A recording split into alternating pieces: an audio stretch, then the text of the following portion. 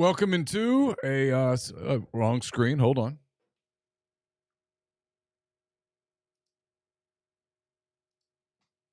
There we go.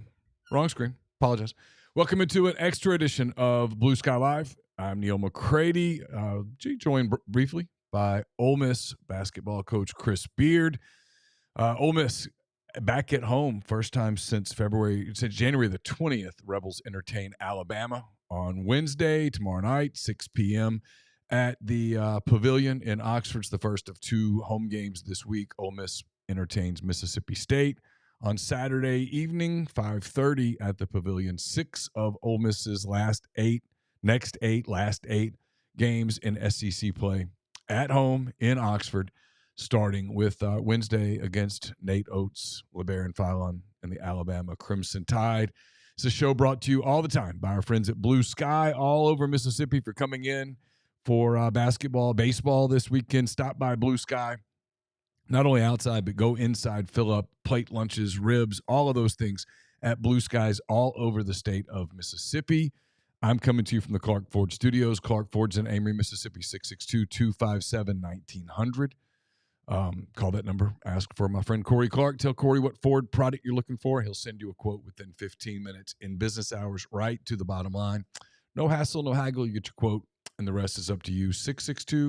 662-257-1900. Guest join, including Chris Beard, on the Campbell Clinic hotline. From fractures and sports injuries to complex spine and limb conditions, the pediatric orthopedic physicians at Campbell Clinic in Oxford are the only specialized pediatric orthopedic team in North Mississippi, providing expert care for growing bodies. Visit campbellclinicoxford.com to schedule an appointment or call 901-759-3111. Without further ado, here is my visit just a few minutes ago with Ole Miss basketball coach Chris Beard.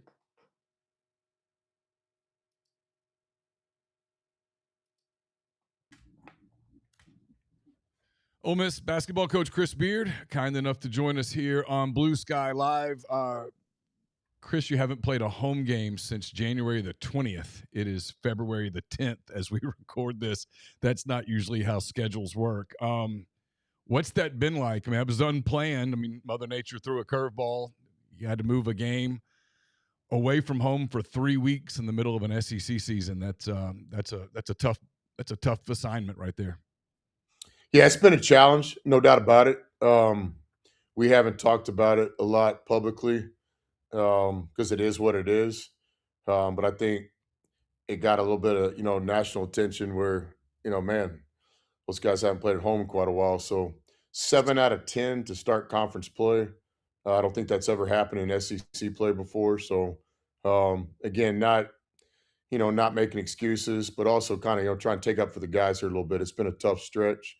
It flips back for us pretty good though. We got a real opportunity here down the stretch. 6 of 8 at home now, and so still there's a lot of optimism in our locker room. I think guys are excited for kind of a second season, if you'd call it that. Like literally walking into the pavilion the other day, we hadn't been there in a couple weeks, and so somebody left a slice of pizza out in the coach's locker room. It's been sitting there for 2 weeks, so that was a whole nother maintenance and cleaning issue, but. No, it's good to get back on the pavilion. It'd be great to play in front of our home fans tomorrow for the first time in a long time. What was that like, having that much time on the road together? Didn't have classes, with class being out for a couple of weeks unplanned. How did that change, approach and time and just the camaraderie and all of those things? Yeah, I think there's some positives behind the scenes. Obviously, the only thing that really matters is the scoreboard. In the record. But to say that our team hasn't come together a little bit during this adversity in terms of being on the road so long, the weather challenges here in Oxford, it gave us an opportunity. I still continue to be believing in this team, kind of proud of this team in a lot of ways. We've gone through a lot of adversity, but for the most part, these guys stick together. They practice every day at a high level in terms of intensity and buy-in. So, we're excited about this kind of second season as that we're posing it to the players. So along those lines, I mean, this is a group of guys that, like, if you just look at the scoreboard, you see a streak of losses. I've been at most of those games. Obviously, you've been at all of them. You're the coach. But This is a team that has fought back a lot. They fought back against Vanderbilt when there probably was a moment in that game would it would have been tempting to sort of roll over and feel sorry for themselves. And then in Austin the other day, down 18 in the first half, kind of everything going against them, everything kind of going Texas way, to come back, take a lead, and have a real shot to win that game in the last couple of minutes. That I would think does speak something to some character and work ethic and grit and determination and those kinds of things that as a coach you those are intangibles that you just want you have to have. Yes, I agree with that. We've got an interesting season. There'll be time to reflect back later on, but outside of the NC State game on the road, and outside of the Tennessee game on the road, we've literally been in every game, where it comes time to win, whether that's in the last 4 minutes or the last 6 minutes, or sometimes even the last 1 minute. And so I think you have to recognize that the players, for the most part, have continued to fight. They've continued to try to play together. We have to do a better job finishing games. It's something that we're not hiding from. We're working on it. We're trying to give the guys a simplified plan, and prepare that plan where maybe confidence can kick in late in the games. Even the Tennessee game, though, it is a tied game at halftime, so that one got away from us a little bit in the 10 minutes to start the second half. But no, we're right there in a lot of ways. We just got to figure out a way to kind of how to knock this door down. But I think it's truthful and factual to say that we are knocking on the door. I mean, our guys have played a lot of good basketball. We just haven't been able to, to put 40 minutes together like we need to in this league. You can't say this, I will. Y'all got victimized by a pretty rough call late in that game. But other than that, in some of these close losses, is there any commonality of kind of what's gone wrong other than the other teams made shots and you guys have had shots that just didn't go down?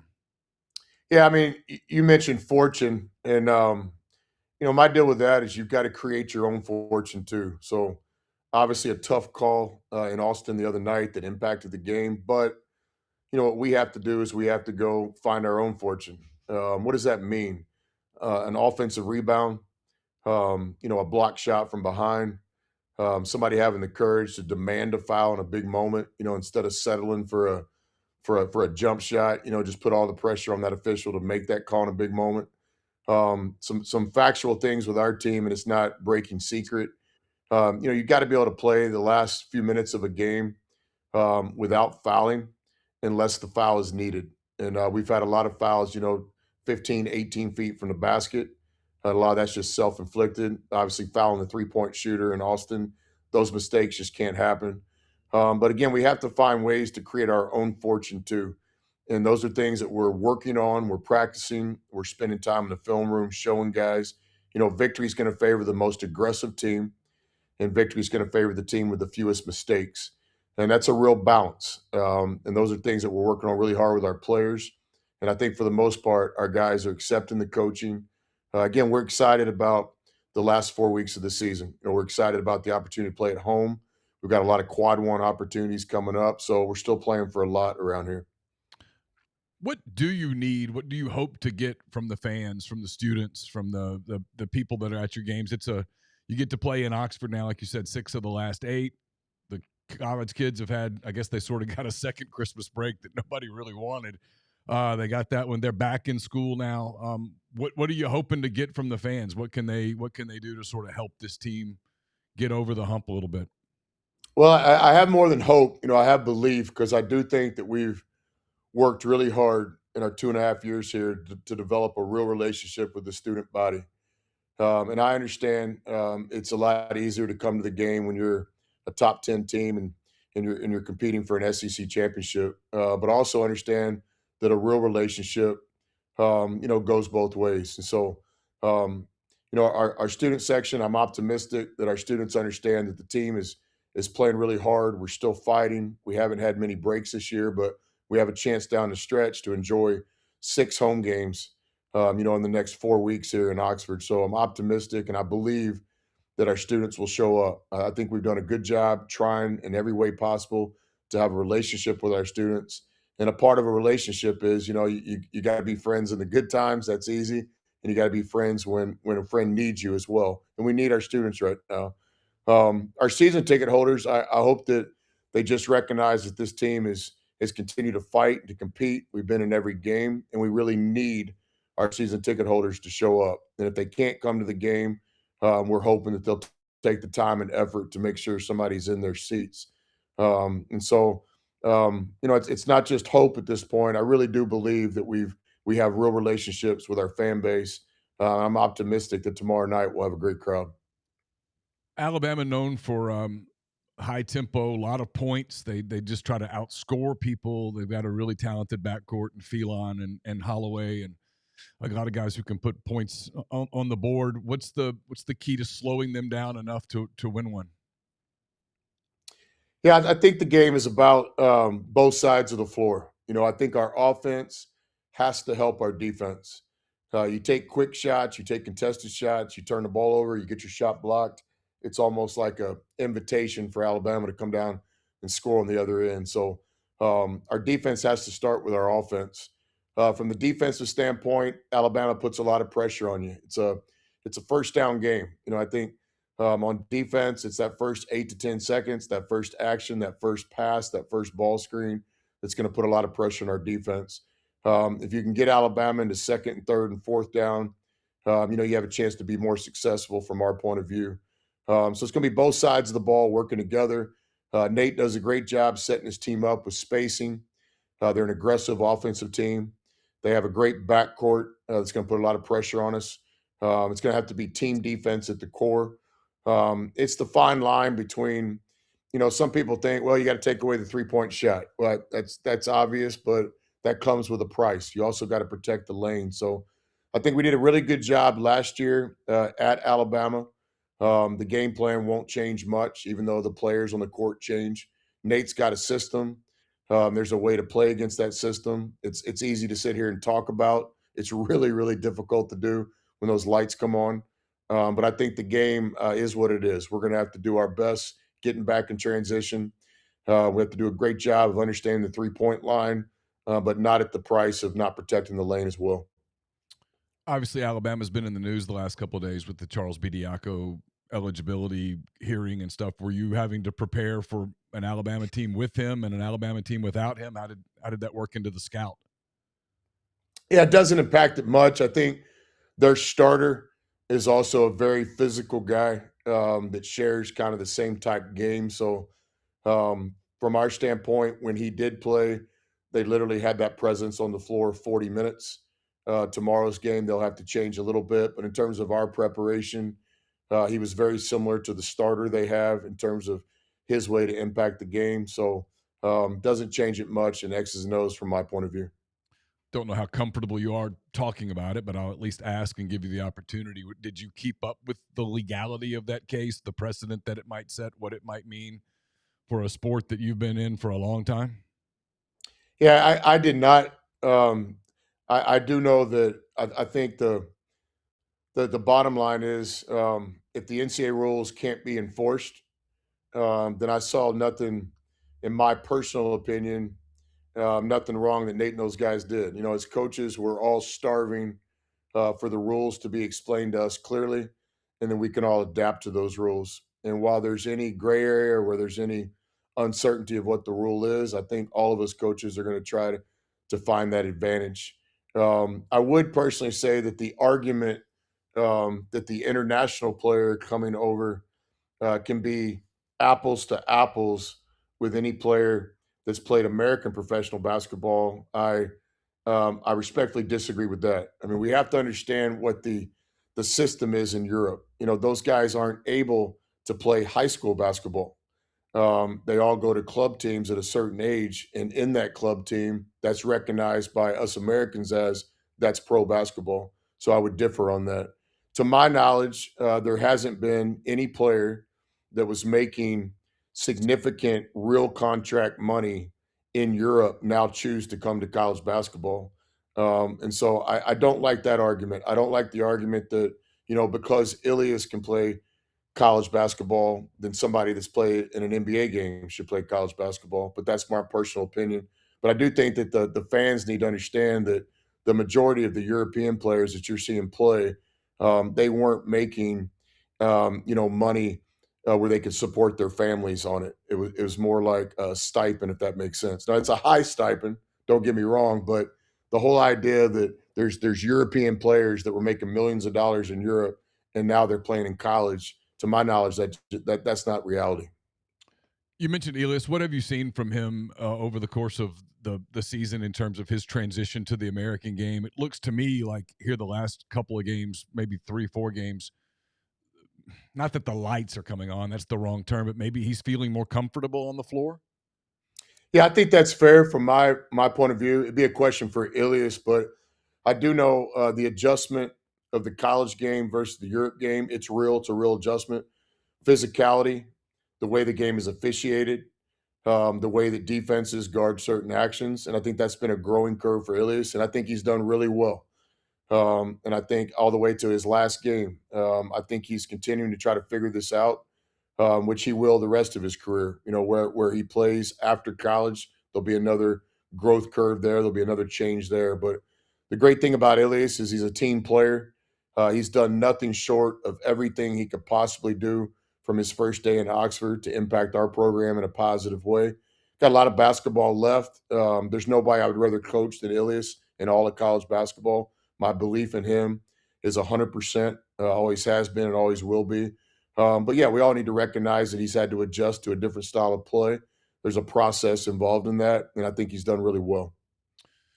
Chris, you guys played really, really well for a long period of time in the second half in Austin. I think you would agree with that. Raced I think, a 12-point halftime deficit, took a lead, put yourself in position to have a chance to win that game. And you did that for the most part with Malik Dia, AJ Storr off the floor. It was a lot of Patton Pinkins. Eduardo Klafke hit one big shot after another. It was at a point when I thought you guys were going to win that game. It was going to be talking about every time you needed a bucket, Klafke got you one. But moving forward for this team to maximize, do you have to get more out of Dia? Do you have to get more out of Storr? And how do you go about doing that? Yeah, 100%. And not just Dia and Storr, every player on our roster.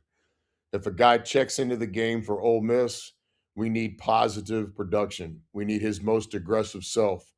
Do we need guys to make every shot? No. Do we need guys to play mistake free? No. But we need guys to be their most aggressive, focused self, impacting the game in a positive way. And I think what happened in Austin is, and it certainly wasn't the plan coming out of halftime, but we chose 5 guys to start the second half that we knew were going to compete and that we knew were going to believe that we could get back in the game over time. You know, we didn't have a 12-point play, but we had a desire to get the thing under 7 or 8 the first 4 minutes, and we executed that perfectly. Those 5 guys on the floor, and I'll put Corn in that mix too. We Yeah. had 6 players really playing as a team. You know, guys sharing the ball. Klafke was the benefactor in a lot of the balls going in, but trust me, the other 4 guys on the floor were doing a lot for Klafke to have those moments. I mean, we had 5 players on the floor, Corn included, in that 6-man rotation that were playing together. And I think the message to our team this week in practice that I have no problem sharing today is that I think the strength of our team has to be the pack. You know, it's not any individual wolf. We've got to find 5 guys that are playing together, that are connected on a string, that are trying to get stops together. And the same thing on offense, 5 guys trying to play together. And it was really fun to watch. It was fun to coach. I'm sure it was fun to view as a fan the way we were playing team basketball the second half in Austin. So that's certainly our plan moving forward, that we can duplicate that. And we need more contributions. You know, we haven't narrowed this rotation down where it's just going to be those 6 players, but we're going to try to find, you know, guys playing as a unit as those guys were doing in Austin for sure. I know there's no moral victories in the SEC, but have you sensed this week that was that comeback and the way that you guys played in those last 20 minutes is something that you can build on? Yeah, I think there's just a lot of positive vibes. And again, it wasn't just those 6 guys playing in that rotation. I think their teammates on the bench recognized what they were watching and recognized the energy, recognized that there was 5 guys out there connected playing together. And so that has translated over to practice yesterday and again this morning. We had some good team basketball. So just trying to get the guys to understand that our best chance to be successful here down the stretch in February leading into March is for us to all recognize that the strength of this team has to be the pack. we've got to have 5 guys out there connected and playing well together. The individual thing just isn't working. It never has. It never will. And I think our ability to play as a team here in these next 8 games is going to be a big factor in our chance to have some success.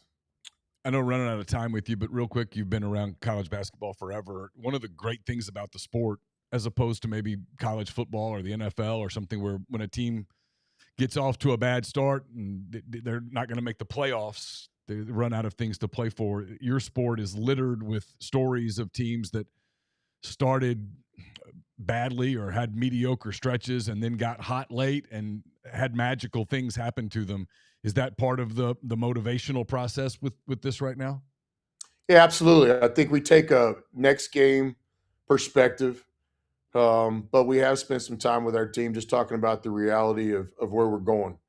And so, a lot of SEC game left, a lot of quad one opportunities, 6 of 8 at home. Just we got to get this thing started. A 2-game winning streak in this league gives you a little light at the end of the tunnel. A 3-game winning streak, then you're back in conversations that a lot of people outside of our team might not even think is possible right now. So, we'll see how it goes. We got 3 SEC wins. We've got some opportunities here down the stretch. I think our objective is to try to play as well as we can and try to win a game. And if we can win a game, maybe we can get a winning streak started. So tomorrow, obviously a challenge with Alabama being one of the best teams in college basketball. But as a competitor, it's all you could ask for. I wouldn't want to play anybody but one of the best teams in college basketball tomorrow night, and so that's the opportunity we have in front of us. Alabama, Ole Miss, 6 p.m. on Wednesday. Chris, thanks so much for the time. Really appreciate it. Neal, appreciate it. See you tomorrow. That was Ole Miss coach Chris Beard, literally earlier this hour when we taped that. So I hope you enjoyed that. Again, Ole Miss and Alabama, 6 p.m. at the Pavilion tomorrow night. We'll talk about it more on the show tomorrow morning. Chase Parham and myself, BlueSky Live. And we'll have coverage of the Crimson Tide and the Rebels tomorrow at rebels247.com. Thanks to everybody for hopping in the stream and getting with us. We'll be back again tomorrow morning with another edition of BlueSky Live. Until then, take care.